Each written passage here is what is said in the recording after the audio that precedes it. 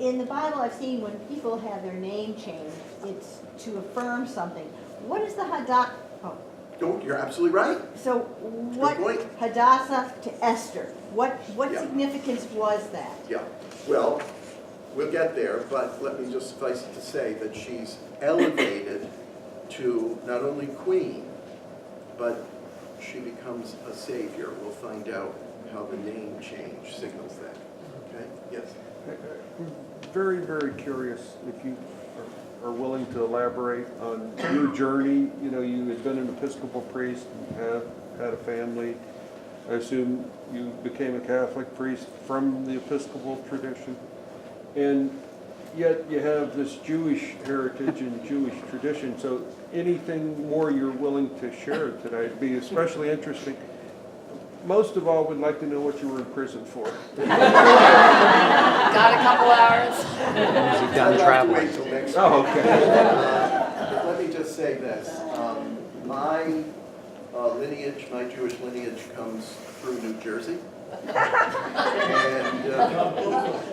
well, Brooklyn, yes. We do have Brooklyn roots, where most of the Jewish people in the world come from. But most immediately from Jersey.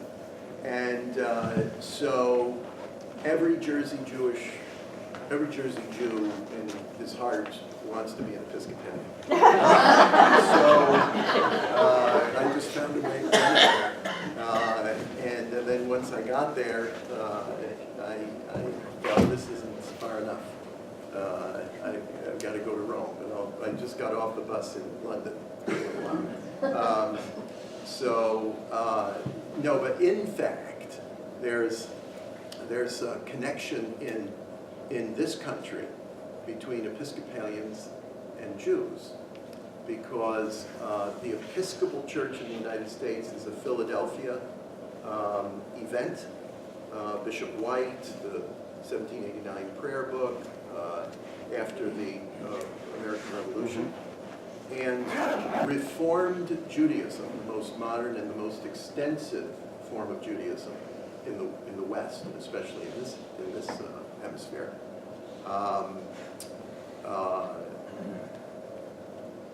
is also a Philadelphia event. Really? Reformed Judaism was constituted in Philadelphia, and one borrowed from the other.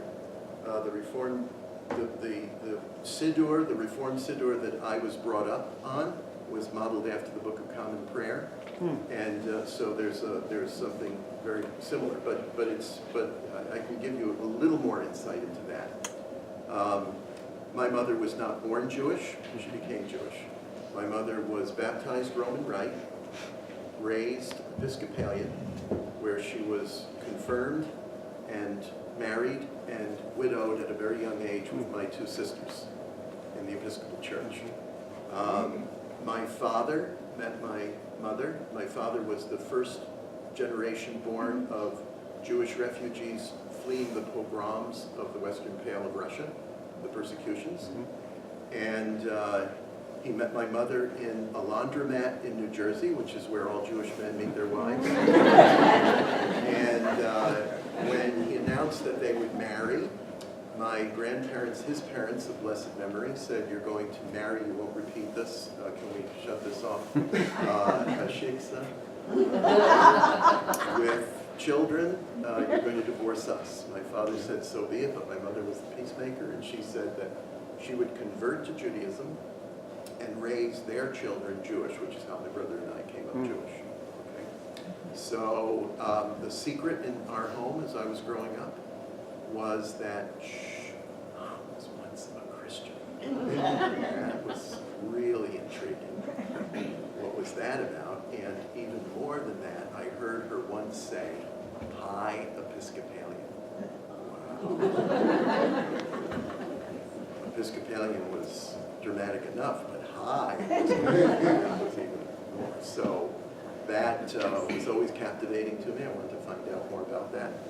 And I was baptized at 16, and eventually went into the ministry and spent 20 years as a Protestant minister before my family and I came to the Catholic Church in 2004. And So my wife and 6 of our 8 children became Catholics with me, and then my mother returned to communion in the church before her death. I baptized my father before his death, and now I have 2 brand spanking new granddaughters. So we have 4 generations of Catholics, but 15 years ago, none of us were Catholic.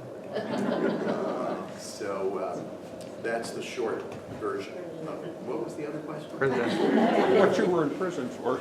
Oh, I'll have to wait. I have a question. Yes. A friend, female, became Jewish because the boys, her husband was Jewish. They had sons.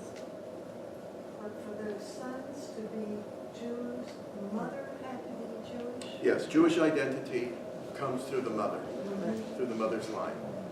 And this is a very, very firm law in Judaism, and it is in the state of Israel today.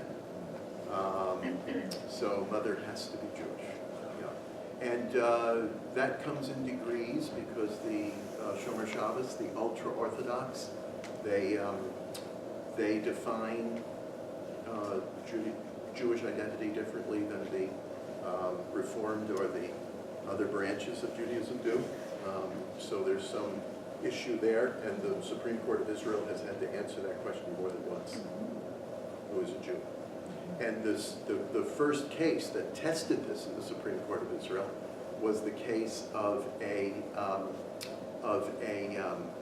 Dominican brother who was born Jewish and emigrated to Israel.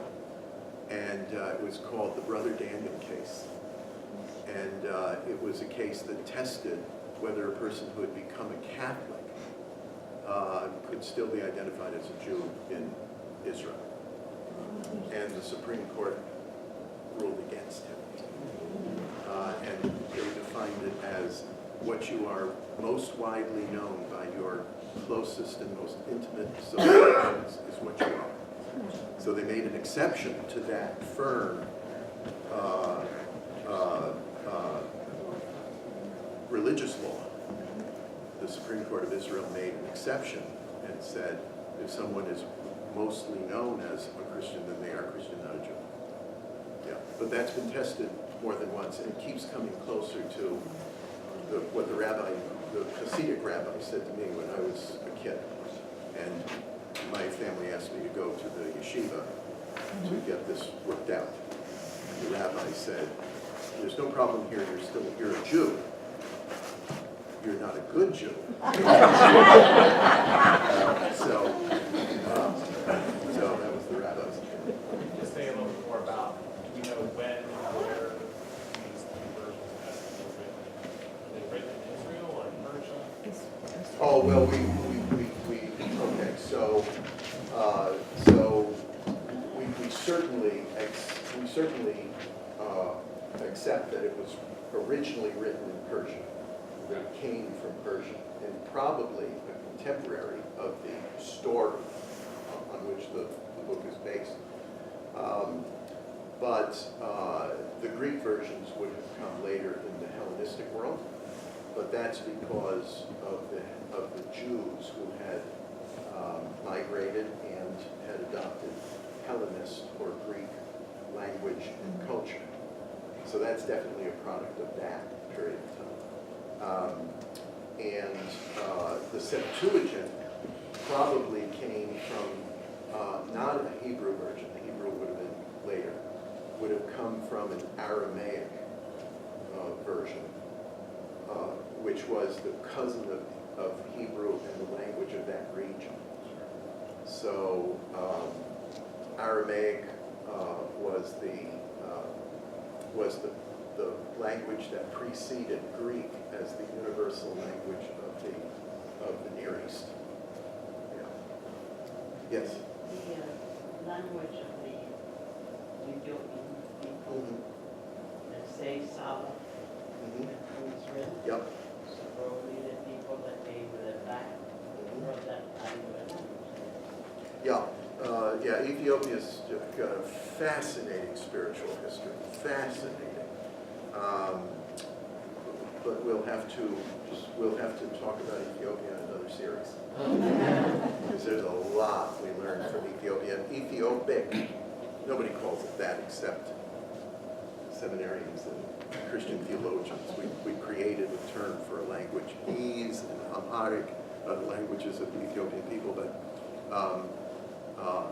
Ethiopian language is a critical language for biblical studies. We use Ethiopian for Old and New Testament studies. Very, very important. And the Ethiopian Bible is the biggest of all of them. I said Catholics have 7 extra books. The Ethiopian Bible has many more than that. I think the Ethiopian Bible has 11, in some versions 14 extra books, and books we rely on for Christian theology. So the Ethiopian Church is the longest sustained Jewish Christian church in the world.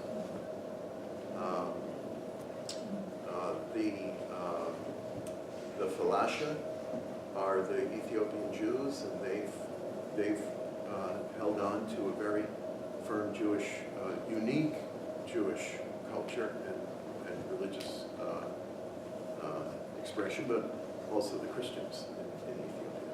So this is very, very important biblical studies and biblical history. I think we should probably sew it up now. I think so. Okay. All right. Thank you very much. If there's anything further, you can feel free to approach me. But why don't we stand together now? We began with prayer. We'll do the blessing. Is that suitable?